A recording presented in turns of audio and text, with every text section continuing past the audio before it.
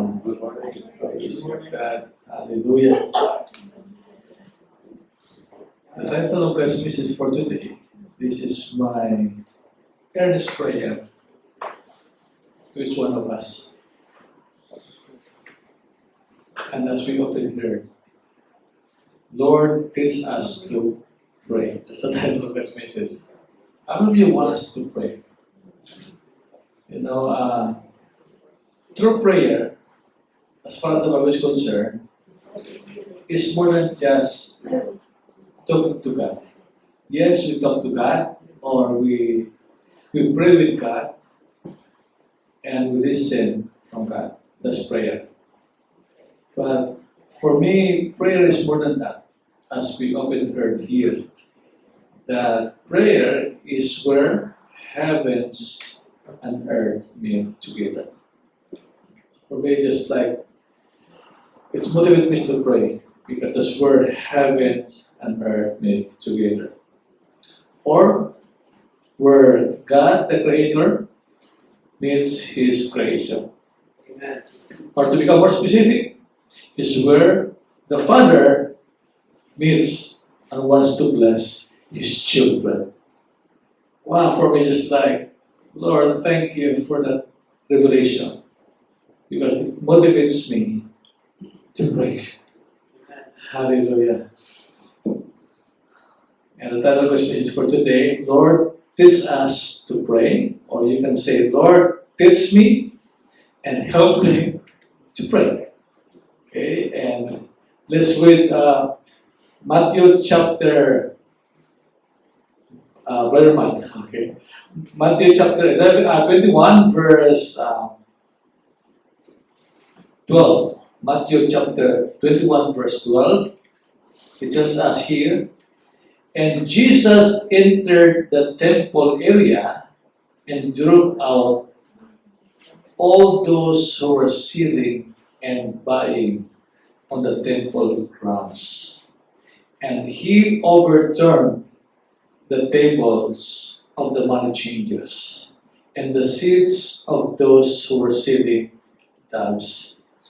And he said to them, it is written, quoting the book of Isaiah chapter 7, my house shall be called a house of prayer. But you are making it a den of robbers, or marketplace. Now let's go to Luke chapter 11, verse 1 and 2. It says, it happened that while Jesus was praying, Jesus was a man of prayer. In a certain days, when he had finished, one of his disciples said to him, Lord, teach us to pray, just as John also taught his disciples. And he said to them, when you pray, say, Father, hallowed be your name. Your kingdom come. Give us each day our daily bread. And forgive us our sins, and we ourselves also forgive everyone who is indebted to us. And do not lead us into temptations. I've heard the interview of Billy Graham at his old age. I think most of us knew him, right? The interviewer asked him, Billy, if you were to do things over again, would you do it differently? That is what the curiosity, Billy, if you were to do things over again, would you do it differently? Billy Graham answered that to the interviewer, his answer challenged me and blessed my heart. Because he said, yes, I will do it differently. And he said, surprising, because he said, I will travel less. I will travel less. Number two, he said, take less speaking engagement. Wow. And I will study and meditate God's word more. Wow. And I will pray more. That's what he said. And tell the Lord how much I love Him and how much I'm looking forward for the time we will spend together in eternity. For me, this word is a word of wisdom from a seasoned warrior. There's a weight of His word that challenged me and blessed my heart. So let's pray. Hallelujah. Father God, thank you for the power of your Spirit, Lord God, that you have given us, not just to inspire us, but to transform us, oh God, to become more and more like Jesus. And today, as we listen to your word, open our spiritual eyes that we'll be able to see the wonderful things of your word. Amen. And give us, Lord, a tender heart to receive your word, oh God, with gladness in our hearts. And cause your hearts, Lord, to grow and bear fruit that will last. Not only 30, 60, but 100-fold, oh God. And thank you, God, for the anointing of your Holy Spirit, oh God. And today, because of your anointing, we will hear not the voice of men, but the voice of the living God. And we give you praise today. In Jesus' name we pray. Amen and amen. Praise the Lord. Hallelujah. As I've said before, to remind us that as far as the Bible is concerned, or as far as I'm concerned, the greatest prayer request that every believer must pray to God, most especially today. I know we have so many prayer requests, but as far as I'm concerned, the greatest prayer request that we can pray today is to pray like the disciples did. Lord, teach us to pray. We notice that the disciples did not ask to Jesus, Lord, teach us to preach. You know, God called us to preach, right? And there's nothing wrong with that. Or teach us to heal the sick, cast out demons, and perform miracles. There's nothing wrong with this. But they asked to Jesus, Lord, teach us to pray. As I meditate this word many times, I meditate this word many times and prayerfully. And I asked the Lord, why did the disciples ask Jesus to teach them to pray? I believe one of the biblical reasons is because they were impacted by the prayer life of Jesus. The prayer life of Jesus was so contagious. As they have observed how Jesus prayed. Because for Jesus, who is the Son of God, we know that sinless and perfect, prayer to Him is not casual. Or is not occasional, optional, or last resort. Like a spare tire. You use a spare tire when there's an emergency. So I'll pray. But to Jesus, prayer is a vital part of His life. First priority, most guarded and most enjoyable time of His life every day. That's prayer for Jesus. Most enjoyable time of His life every day. If you love someone, the most enjoyable time you experience is to be with the one whom you love. Because say to that, pag mahal na mahal mo ang isang tao, balik po tayo doon sa iwan na munti, nung niligawan pa lang kayo, diba? Yung pinakamasaya sa buhay mo, pagkasama kayo. Kaya meron kanta na kahit walang pera, sa Lunita, di ba? Ha? So for Jesus, that's the most enjoyable time every day. When he spend time with his heavenly Father. That's why one of my prayers to God, Lord, restore my first love. Because if you truly love, you will spend time with God who loves you.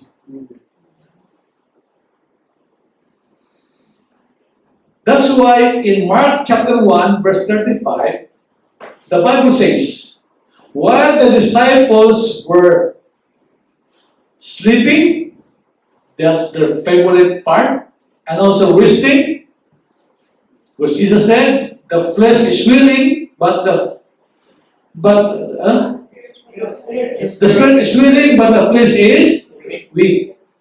Now the flesh wants comfort, wants entertainment, wants leisure, and wants to sleep. But the spirit wants to pray. And the Bible says that while his disciples and other people still sleeping and resting, the Bible says in the early morning, while it was still dark, Jesus got up, left the house, and went away to a secluded place and prayed there for a time. And prayed there for a time. You can only read that in ASP. And in Luke 5 verse 16 and Luke 22 verse 39, we read that Jesus did this not casually or occasionally, but he did it more often or habitually and intentionally. And sometimes we read in the Bible that Jesus prayed the whole night. The whole night. You could read that in Luke chapter 6 verse 12. Now just a question. If Jesus prayed habitually and intentionally, how much more should we pray? Now think about that. If Jesus prayed habitually and intentionally, how much more should we pray? That's why, as far as I'm concerned, the greatest prayer request to pray of every believer must pray today is to pray like the disciples prayed. Lord, teach us to pray. Honestly, I'm still under construction or work in progress as far as prayer is concerned. Because our number one enemy when we pray is not Satan, is not your spouse, is not worldly people, but our flesh. That's our number one enemy.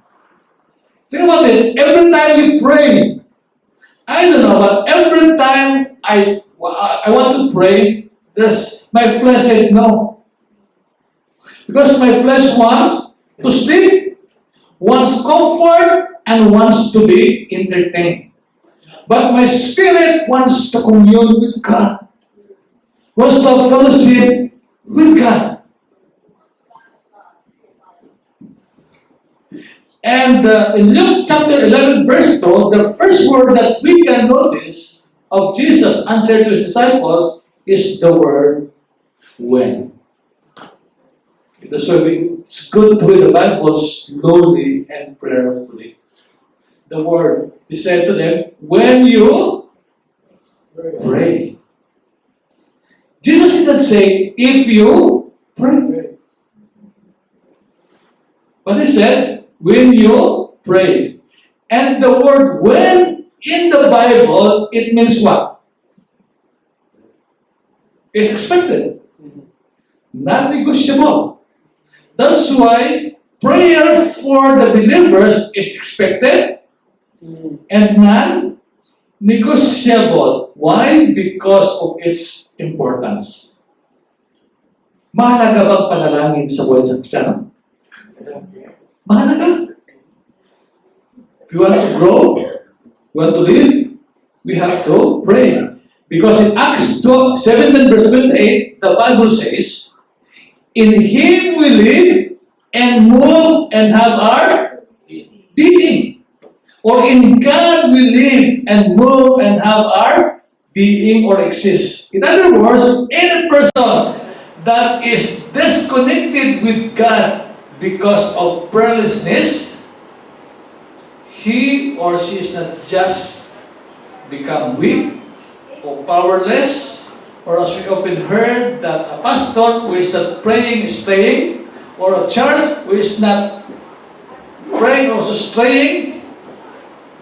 But Jesus gave a strong word that if we are prayerless, we are like fish, like a fish. Yung isda that fish out from the water. And if you take away the fish from the water, what will happen to the fish? Bright fish. Okay? Or fish fillet. What will happen to the fish? It will not only become weak, powerless, but lifeless or dead spiritually. That's why a prayerless Christian is not only what? Weak. Yes, it's going to be weak, powerless. But the Bible says, as far as Jesus is concerned, He gave the strong word that Christians will become spiritually dead. Revelation chapter 3 verse 1. This is the word of the Lord Jesus Christ to the angel or to the pastor and the church in Sardis. Listen one more time. It says, to the angel of the church in Sardis, this is the word of Jesus. Jesus is the one who's speaking. And He's talking to the church in Sardis. He said, to the angel of the church. The word angel there in Greek means to the pastor or elder of the church in Sardis. Right.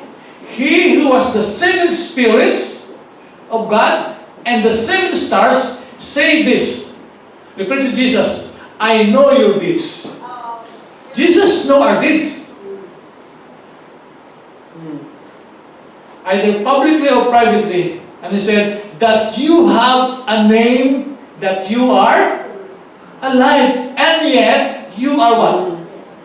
Dead. This church or this pastor has a name of being alive, probably before men. Probably because of his talents and gifting. But in the sight of Jesus, he's dead. I called him walking dead. Is it possible? Yes, because that's the word of Jesus. It is possible to look a person physically dead, but spiritually, physically alive, but spiritually dead. And Jesus is talking about the unbeliever. Because unbeliever is spiritually dead. But this one is also what? The believer. How come? Because they were prayerless. And He's talking the pastor. Not just the members of the church. That this pastor has a name of being alive before men, and yet in the eyes of Jesus, who knows everything, it's dead spiritually. That's why I've said before, that's what's the use of having a mega church. There's nothing wrong to have a mega church. Having a beautiful building, there's nothing wrong with that. And lots of money, there's nothing wrong with that too. And having a very high-tech musical instrument, there's nothing wrong with that too. But what's the use if it is spiritually dead? No manifestation of the presence of God. If the presence of God is not manifested in the church or in that person, what's the use? It's dead. Look alive outwardly, but it's dead inwardly. And that's what happened to many, not just as member, but even the pastor. They have a name as pastor church. Said, well, this pastor has a name, well known, very popular, full of knowledge of the Word of God. Even me, when I listen to him, it's like, oh my gosh, what a wisdom, what a knowledge of the Word of God. He could preach without any notes. And he has a A+ English, not me, not like me.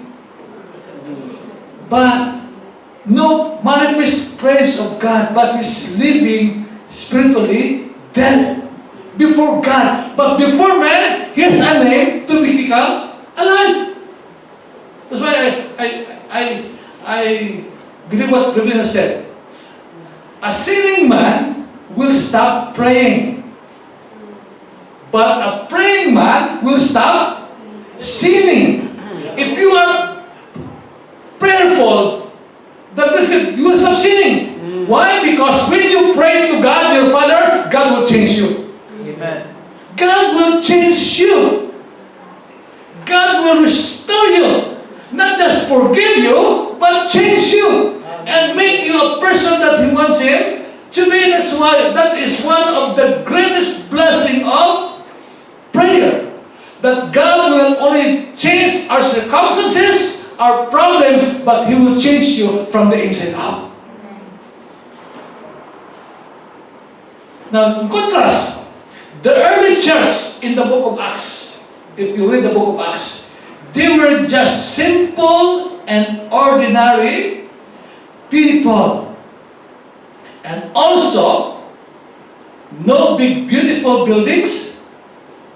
Most of them were poor financially and no influence, or even uneducated like Peter and John. But they turned the world upside down. This is my question to God. Lord, the church today has everything. Most, what do you call this in English? Yung mga aral na pastor. Ano ba yung tawag aral na pastor? Learned pastors. Okay? No Greek and Hebrew. What else? Famous, rich pastors, but lack of the presence of God. The people in the book of Acts, not like that, but they turned the world upside down. What is the secret? Not Victoria's Secret, but they were prayerful. The Bible says in the book of Acts, the church was started in prayer meeting of about 120 disciples in the upper room, and was also being sustained, grow, and fruitful and multiplied by prayer meeting also. Because when they prayed, they were filled with the Holy Spirit. Because when the church become prayerful, the church will also be continually filled with the power of the Holy Spirit. Read the book of Acts chapter 4 verse 1. When they began to pray, the place that they were staying were shaking, and they were all filled with the Holy Spirit. So the church was started in prayer meeting, and the third definition of prayer meeting is where God meets His children, or with heaven meet the earth. And they were also sustained in prayer meeting, because when they began to pray, they were filled with the Holy Spirit and power.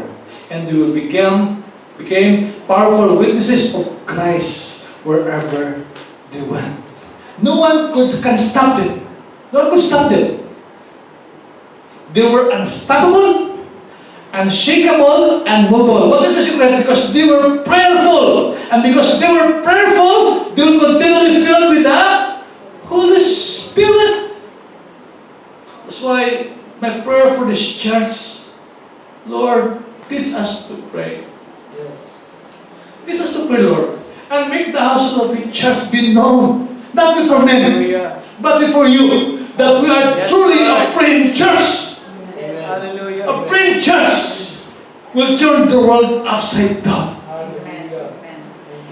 No one can stop a praying church, because if a praying church will not fight for victory, they will fight from victory that Jesus already won in the cross of Calvary. So I pray, Lord, teach us to pray and make the house of the church a praying church. Like the Puritans, that they turned the world upside down because of their prayer. Like John Knox, he prayed, "Give me Scotland or I die." And God gave him Scotland.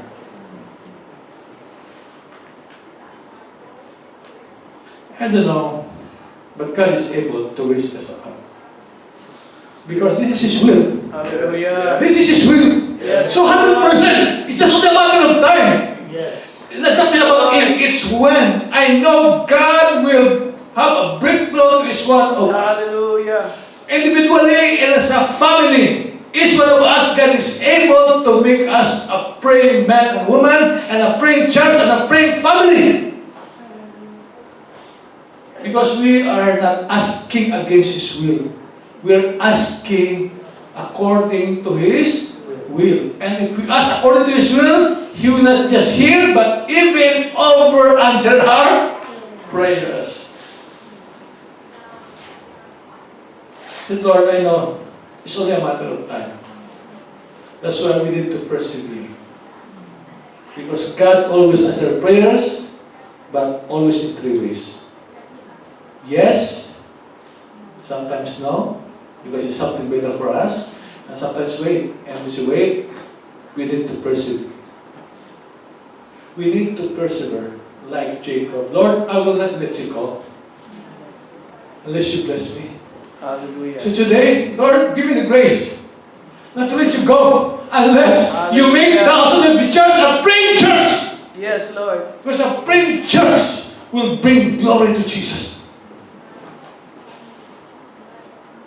Yes, we become faceless, nameless, I don't care, or payless. But the good thing is, in the sight of God, we are prayerful. We love to pray by the grace of God and by the power of the Holy Spirit. The second word that we can notice of Jesus' answer to His prayer, to the prayer of His disciples, is the word Father. Right? Remember the Father? You see that? Father. In Matthew 6:9, it says, "Our Father who is in heaven."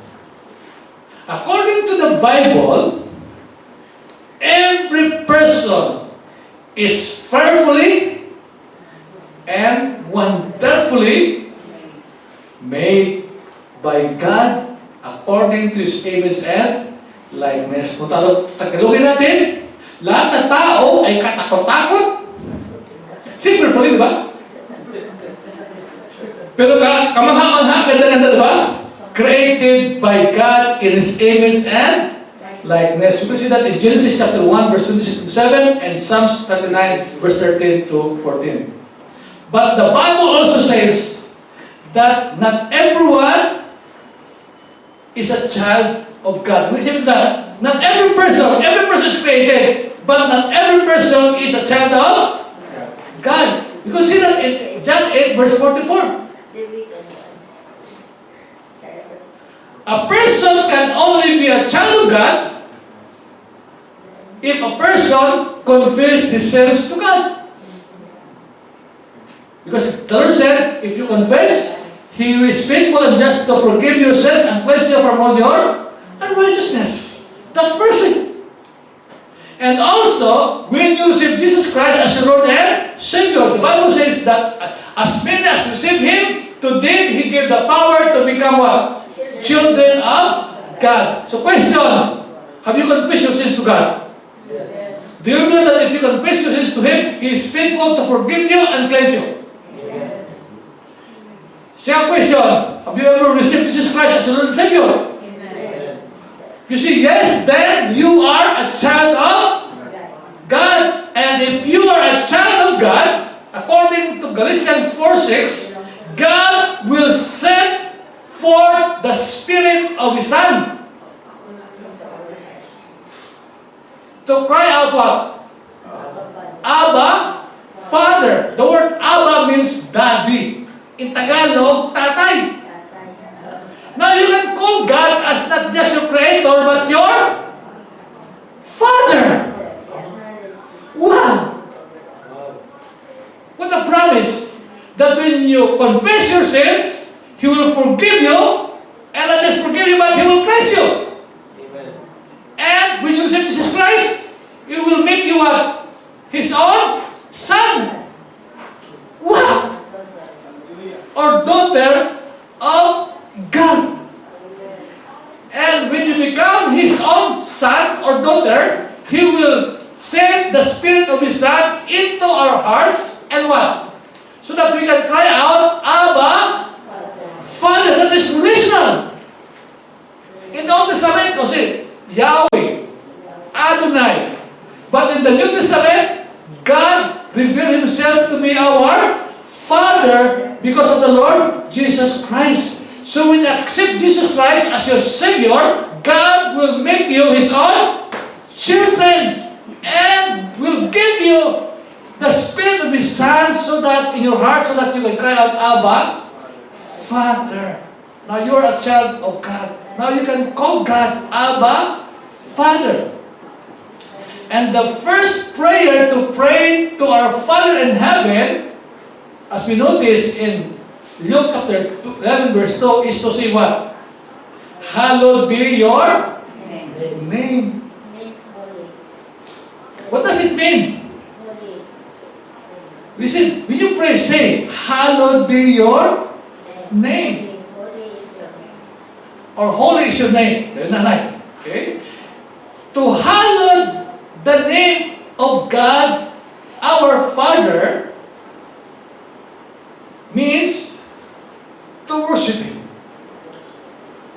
to adore Him, to thank Him, and praise Him of who He is in His divine attributes and character and what He has done and given us.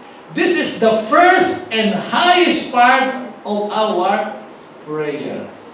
How many of you, when you pray in your prayer closet, you spend more time to worship God, to adore Him, to thank Him, and to praise His name? You know, I think few days ago, sometimes, Lord, I prayed, but the Lord said, your focus is more on the horizontal, not on the vertical. That's why you pray, but deep inside, you are empty. Because your primary focus is not vertical, but horizontal. You see, there's nothing wrong with that. But you can't bypass me. First, when you come to me in prayer, worship me, adore me, thank me, and praise me of who I am. Who am I? My divine attributes, my character, what I have done and given to you. When I did that, oh my gosh, Lord, what a relief. What a relief, because deep in my heart, I said, Lord, wow, now This is a true prayer. Kaya lagi ko sinasabi, kapag yung kami sa prayer ng mga Kristyano, parang amoy daing. Ano ba amoy daing? Kasi daing lang na, daing. Translation. Translation lang sa inyong asawa, okay? Okay? That's why the Lord said, spend more time. I know what you need, but spend more time in praising me. Because that's why Jesus said to Satan, worship the Lord and serve Him only. Worship the Lord. Spend more time in worship, in praise, in thanksgiving to God our Father. Say to Him, Lord, thank you for your goodness. Thank you for your mercy. Thank you for your grace, oh God. And you alone is worthy to be worshipped and adored. That's why in the book of Revelation, chapter 4, verse 10 to 11, we read about the 24 elders.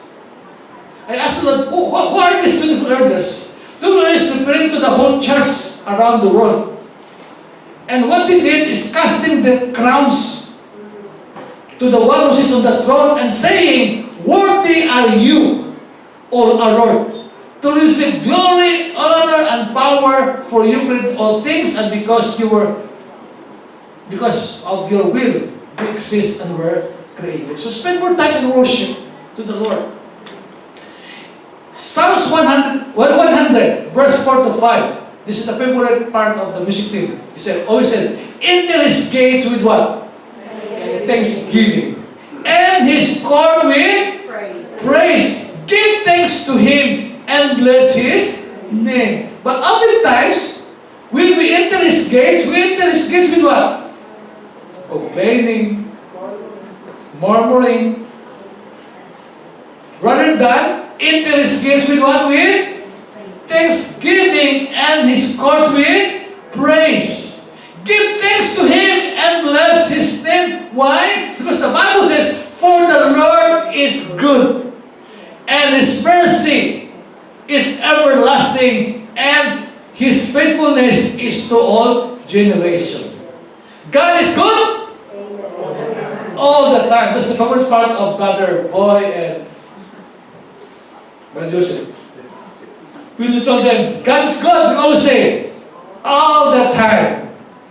And all the time, God is good. And because God is good all the time, the Lord is worthy to receive all thanksgiving. That's why thanksgiving for a believer is not seasonal.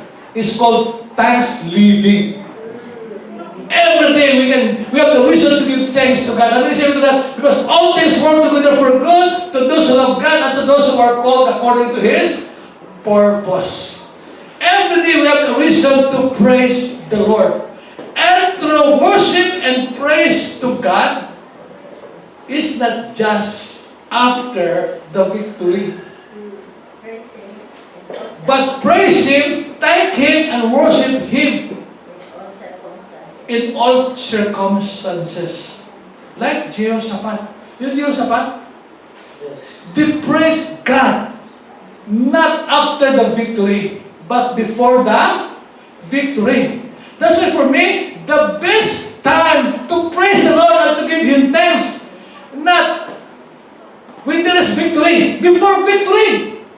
When you have problems, the best time when you have in turmoil and problem, don't complain. Just praise God.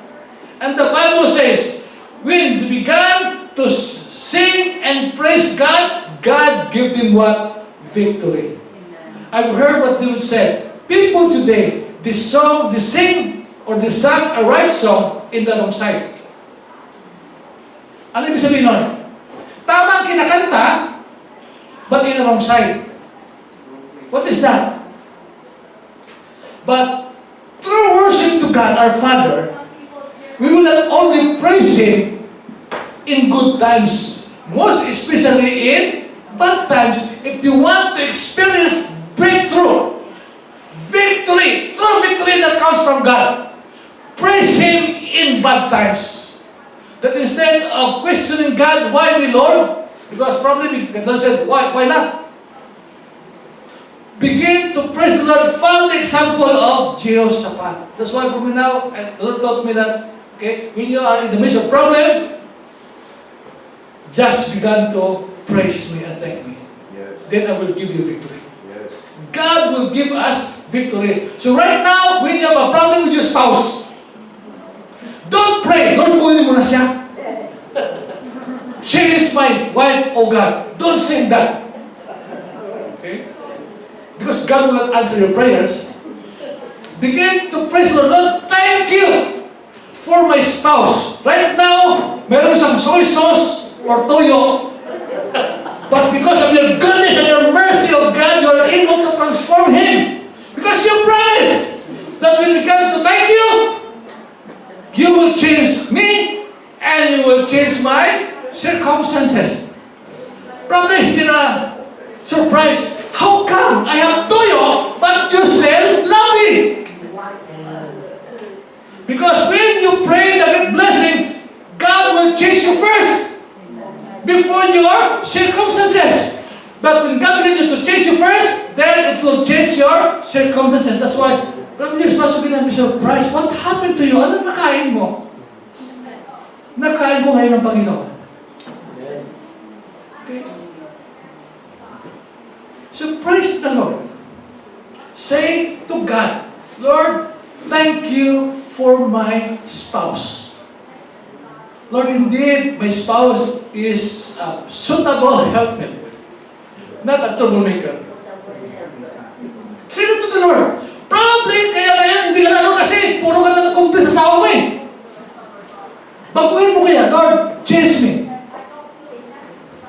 When I have a problem with my wife here, my problem will always say, Lord, I know you only use my wife to reveal what is inside of me. Yeah. You know, God, I thank you. So I thank God, Lord, you use my spouse to reveal what is in my heart. I thought I'm okay, but in reality, I'm not okay. Because look at your response. That's why the best thing we can praise God, not in good times only, but in bad times, because God will come down to give you the victory. And true victory comes from God, but comes with a price. Start praising God. And stop complaining. Lord, kunin mo na siya. Hirap na kung Panginoon, pwede ba?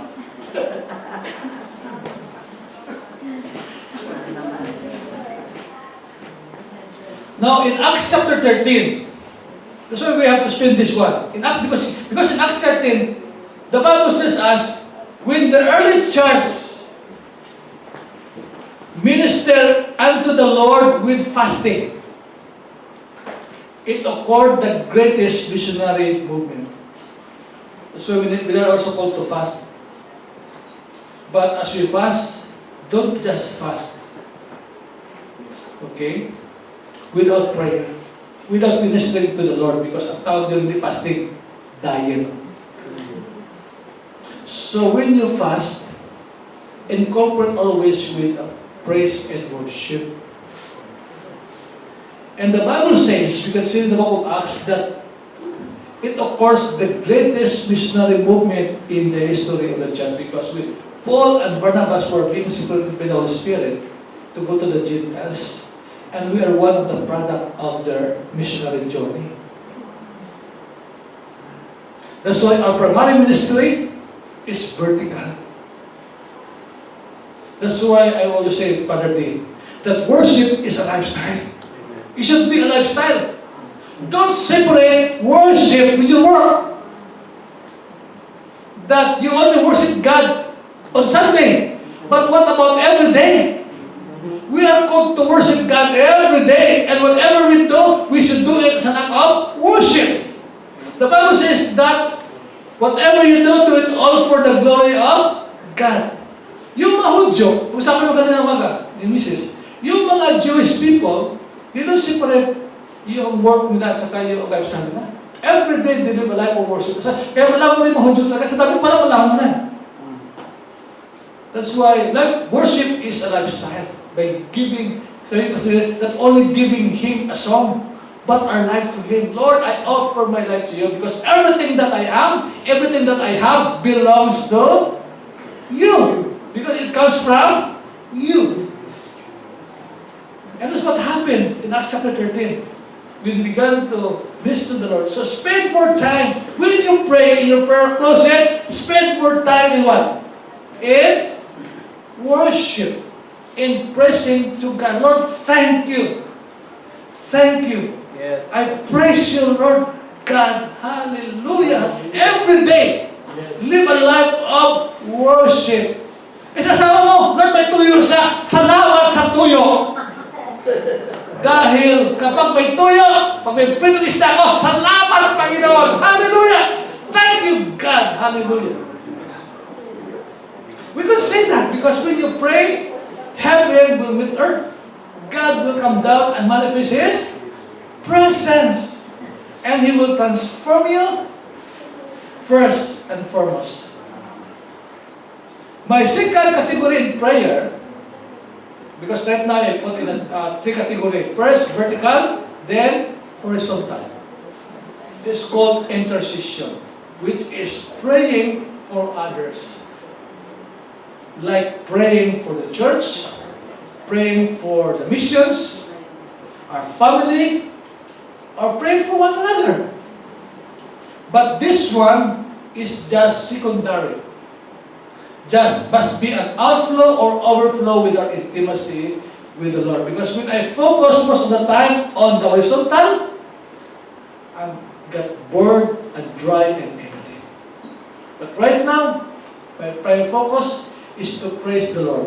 Kay Reverend Hill, nagpipray po siya ng 3 times a day. 1 hour in the morning, 1 hour in the afternoon, and 1 hour in the evening. So first, in the morning, focus on worshiping the Lord. 1 hour, worshiping the Lord, thanking the Lord. And on the afternoon, the focus is horizontal. Praying, interceding for other people, for all the church. Because the Bible says, my house will be a house of prayer for all nations. And third, and also my third category in prayer is called silence and solitude. Silence and solitude. Which means no noise or distraction from without and from within. Sometimes we need to what? To turn off our what? All the distraction.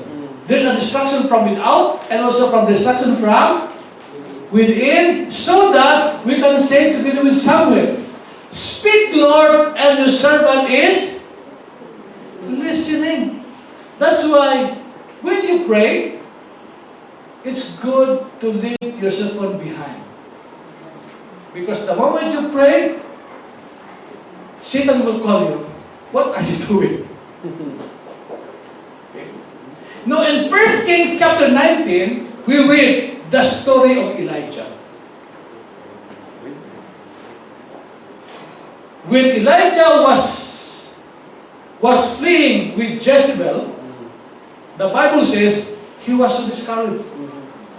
What else? He was also exhausted, afraid, and wants to die. Probably he's a bit overwhelmed. When after his victory, fleeing his life with Jezebel. And he was so discouraged, exhausted, afraid, and wanted to die. But God spoke to him in order to encourage him. How many can say, thank you, Lord, because you are God who wants, the one who wants to encourage us. So God spoke to Elijah in order to encourage him.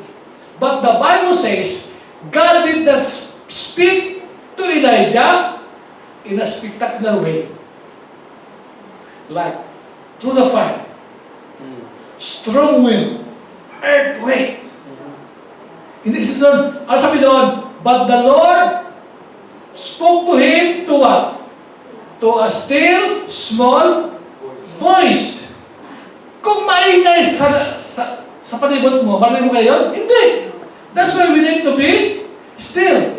That's what the Bible says in Isaiah 46 verse 10. Be still and know that I am God. Be still.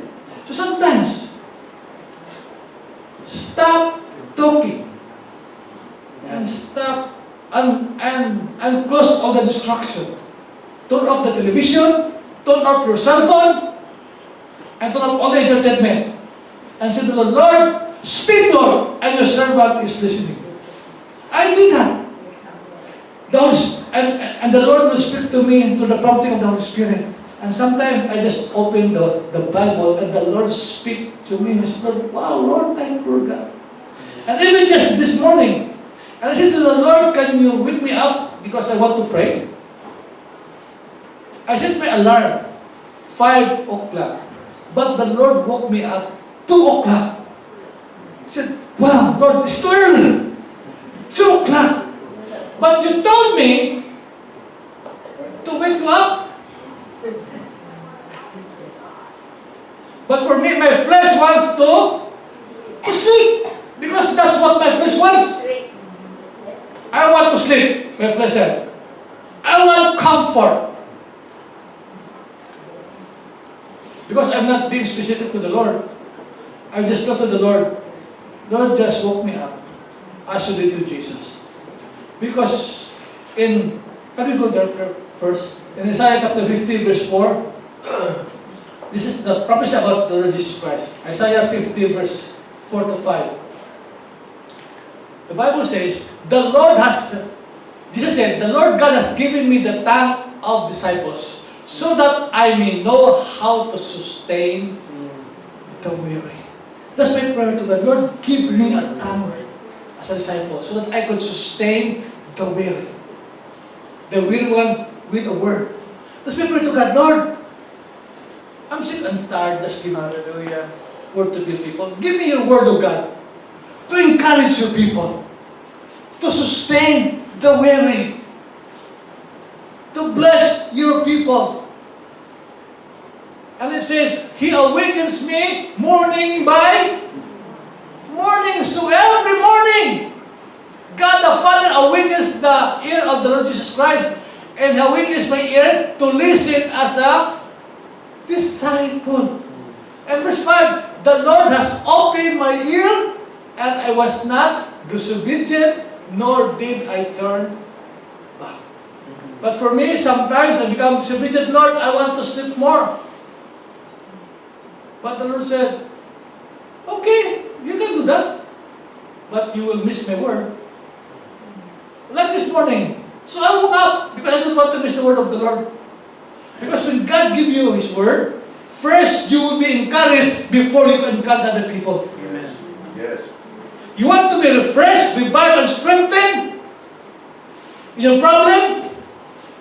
Pray to God, Lord, wake me up and give me the ear to hear your word and heart that trembles at your word. And the Lord will speak to you.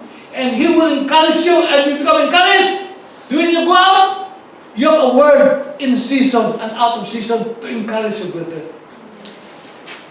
I want that kind of life. So the Lord woke me up this morning. And with my wife, ito ginagawa ko lagi sa umaga, no? I always wake up early than my wife so that I could prepare her breakfast. Okay? And also spend time with the Lord.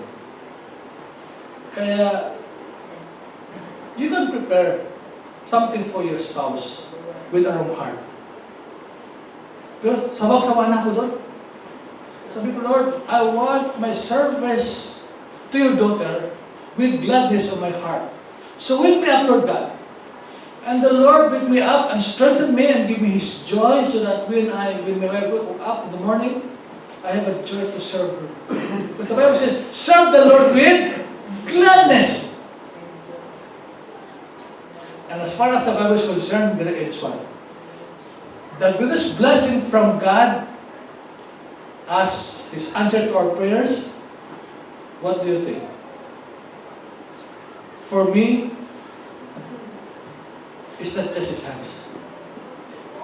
For me, when God answers my specific prayer, I call it bonus. In Tagalog, bonus or 13 months. Thank you, Lord God, for answering my specific prayer. But for me, the greatest blessing from God as answer to my prayer is God Himself.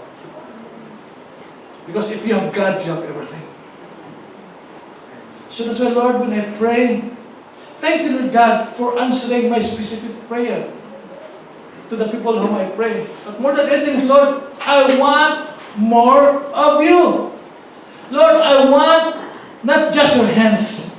I want to experience your manifest presence in my life. Because that is the prayer of Moses. The prayer of Moses, Lord, if your presence will not go with us, do not take us from here. Because for Moses, you can have the riches in the promised land and all the angels, but for me, the presence of God. Yes. Because in His presence is fullness of joy. Hallelujah. And what else? Lord, if I found grace in your sight, show me now your way. I want to know your way. That's why the Bible says, God made known His ways to Moses, but His deeds to the sons of Israel. It is one thing that you see and experience the works of God, and it's another thing to know the ways of God. Tagalogin ko na lang kasi iba po yung nakita mo yung gawa ng Diyos.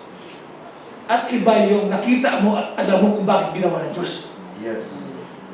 At bakit mo ginawa yun? Ganun si Moses, hindi niya nakita yung ginawa ng Diyos, kundi alam niya kung bakit niya na ginawa ng Diyos. Kaya kay Moses po, yan ang ano ng Moses. Kaya sa the Bible says, that is His prayer, Lord, if I found grace in your sight, show me now your way. And the Bible says in Psalms 103 verse 7, God made known His ways to Moses, but His deeds to the sons of Israel. The other thing that for me is the great blessing from God. First, His presence. Number 2, to know His ways. And number 3, Moses said, Lord, show me your glory. Show me your glory, O God. To see the glory of God means to see His presence. Who you are, God? I want to know you more. They can have all this world, like the song says. You can have all this world, but give me Jesus. Show me your glory of God. And now, we can now see the glory of God in the person of the Lord Jesus Christ. And when you see the glory of God, everything, kapatid, will disappear, except God. So for me, that's the real blessing. I thank God for all the blessing. Lord, thank you for the job. Thank you for the house. Thank you for the car. Thank you for everything, Lord God. Thank you so much, Lord God. Thank you. Thank you. But more than anything else, Lord God, I'm not satisfied with that. I want more of you. I want your manifest presence every day. Because, Lord, people can look at me that I'm cute, but deep inside, I'm acute. And I don't want that. I want to experience your manifest presence every time when I come to you in prayer. So that, because when you experience the presence of God, you will come out differently. Your husband or your wife will be surprised. What happened to you? That's why David always said to the people who visited him, does the world know that you have been with Jesus? That's my prayer, Lord. I want that when people see me, they will see me that I have been with you. Because when you experience the presence of God, your life will never be the same. Filled with joy, filled with peace, that surpasses all understanding. That's the prayer of Moses. The blessing to experience His manifest presence every day. And number 2, to know His ways. And number 3, to see His glory in the face of the Lord Jesus Christ. That's my prayer every day. Because for me, prayer is not boring anymore. It's my delight. Sometimes I cannot help myself. I say to my wife, please excuse me, I have to go to the room. Lastly, I love what Reverend J. Dwight Holden once said. This is I read it from the book of Reverend Hill. Because Reverend J. Dwight Holden once said, he said, how many Christians there are who cannot pray, and who seek by effort, resolve, joining prayer circles, etc., to cultivate in themselves to holy art of intercession, and all no purpose. I repeat again. How many Christians there are who cannot pray and who seek by effort, resolve, joining prayer circles, etc., to cultivate in themselves the holy art of intercession, and all at no purpose. And this is what he said that struck my heart. Because he said, the secret of a real prayer life. Because he said, Lord, I want a real prayer life every day. He said, be filled with the Spirit, who is the Spirit of grace and supplication. Because when you are filled with the Holy Spirit will teach us and help us to pray as we ought to pray with delight to meet our Heavenly Father. So let's pray. Hallelujah. Lord, you have said in your word that as the deer pants for the water brooks. I pray today, O God, create in us, Lord. Help us to become like a deer, Lord, who pants for the water brook. We want more of you every single day. We are satisfied of our experience with you, but we don't exhaust you. That's why we want more of you. So today, create in us, Lord, a hunger and a thirst for more of you like never before. Because in you, God, we can find strength. In you, we can find true fulfillment. In you, God, we can find everything that the world can offer to us, oh God. So today, thank you for your word today. That you are able, oh God, to make us a man and woman of prayer, oh God, to bring the light to our hearts. So we give you praise today, oh God. In Jesus' mighty name we pray. Amen. Amen. Praise the Lord. Hallelujah.